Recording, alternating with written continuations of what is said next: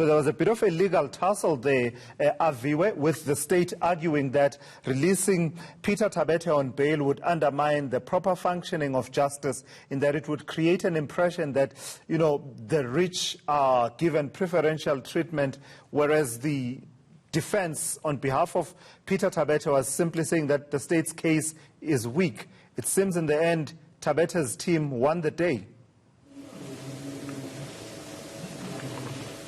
Certainly seeming that way, as the magistrate went on to say that there's no evidence that Peter Thabethe would tamper with the investigations. You heard some of the arguments there from the prosecutor suggesting that if he is released on bail, given that he's on another case, that is the trial taking place in October, over 200 million rands worth of fraud there. Given that that is happening, justice would seem to favor the more rich. But just to get more on this, I am joined by Sindisiwe Seboka from the NPA Investigating Directorate. Thank you for joining us at eNCA. Peter Thabethe released on bail, accused number 1 in this matter, but last Thursday we saw accused number 2 and 3 also released on 10,000 rand bail. Seemingly the state is taking a knock.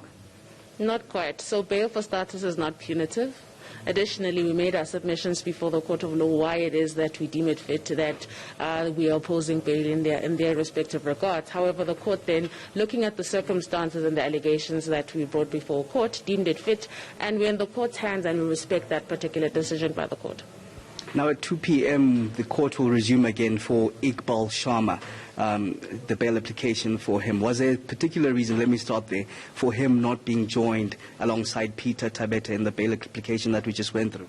So for starters, each and every person who comes before court, they have various circumstances which are different from their co-accused. So likewise, Iqbal Sharma's circumstances vary quite vastly to the other accused. For starters, the 3 accused that have been granted bail are former employees of government in the Free State Department of Agriculture or Rural Development. So we're saying that his circumstances are different and will properly ventilate before the Court of Law why it is that we are opposing his bail. Maybe get us an insight into those circumstances. We understand, for one, that he has companies and businesses abroad, such as the UAE. That would certainly deem him a flight risk. We do not want to be found in contravention of this honourable court by getting into the merits before they've been ventilated before the presiding magistrate. But what we can say is, like the others, we oppose bail on varying circumstances, but that will be properly ventilated at 2 p.m. Properly ventilated at 2 p.m. Sindisiwe Seboka from the NPA Investigating Directorate, the spokesperson there, as Peter Thabethe will be spending his first night at home since Wednesday, being at the holding cells. Of course, I remember this is around the 25 million rand contract that was given to Nulane Investments, a company owned by Iqbal Sharma, who will be appearing at 2 p.m. for his particular bail judgment. Just to take you through some of what the prosecution said. You remember that that particular contract was for a feasibility study to assess whether a project, a dairy farm project, could go ahead that would in fact alleviate the black and emerging farmers in the Free State.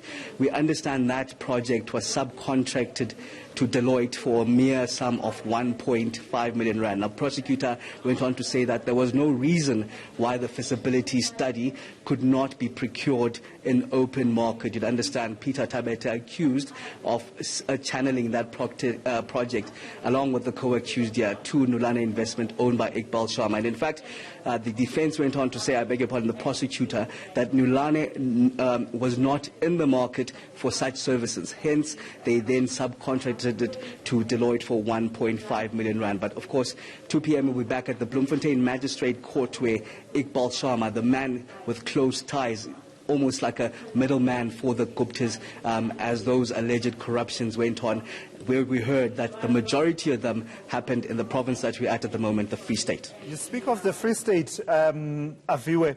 There was also the quite dramatic statement in the affidavit of the investigating officer, who basically says the Free State was the province most looted by the Guptas. certainly you'd take this instance, this particular matter that we hear for the 25 million rand, which was a precursor to the Estina dairy farm looting. In fact, it was a feasibility to study to see whether the black emerging farmers would be able to conduct that dairy farm project.